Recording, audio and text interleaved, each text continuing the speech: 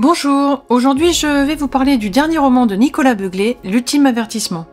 C'est l'histoire de Félicia Duplessis, une jeune experte en art renommée qui a été invitée pour étudier 3 objets appartenant à l'impressionnante collection des Castelmore. Mais Enguerrand de Castelmore ne souhaite pas l'engager uniquement pour expertiser ses œuvres. Il lui demande d'enquêter sur la disparition de son père Adhémar et de ses 3 convives, eux aussi collectionneurs, disparus lors de la réunion annuelle où chacun amène l'objet de valeur qu'il a déniché sur un thème donné.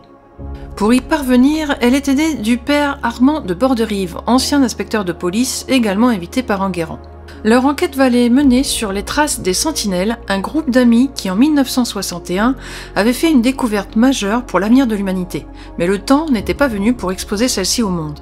Ils ont donc décidé de l'enterrer dans une capsule temporelle qu'ils nommèrent 1961 Révélation.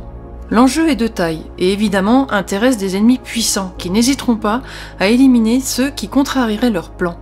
Félicia et Armand seront donc traqués à mort. C'est cette capsule qui va dénouer toute l'histoire et va mener Félicia et Armand aux 4 coins de la planète jusqu'à la transcription de l'ultime avertissement. Mais qu'en fera l'humanité et en quoi cela changera-t-il le monde? La rencontre improbable de Félicia et Armand est amusante et sert bien l'histoire. Le style est parfois un peu poussif, voire redondant, mais l'intrigue est bien présente et l'histoire bien menée. J'ai apprécié la réflexion menée sur cette volonté omniprésente de transmettre comme un devoir de mémoire humaine. Certains ont été déçus par la fin de ce thriller, personnellement, je pense qu'elle était inéluctable. Les noms utilisés sont sans équivoque, comme le milliardaire Everick Dust qui veut conquérir l'espace et sauver les bons 500 humains dignes de coloniser une autre planète afin de repeupler l'humanité. Dans ce livre est cité le projet 3%, même si l'idée est commune, il diffère cependant du projet 3% réellement existant qui reprend l'idée que l'on a besoin qu'un certain pourcentage de la population s'implique pour avoir un changement global de société, notamment sur le développement durable.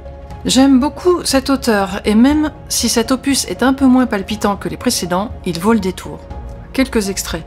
Ce qui nous fait peur dans le vertige, ce n'est pas le vide, c'est de sentir qu'on pourrait se laisser aller dans l'abîme. Deuxième extrait. Méfiez-vous donc de celles et ceux qui, au nom d'une urgence, attisent en vous les braises de la panique. Ils n'allument pas la flamme du phare qui guidera l'humanité, mais déclenchent l'incendie qui la ravagera.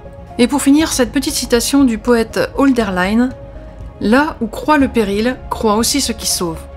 Je vous le conseille, Nicolas Beuglet, L'Ultime Avertissement.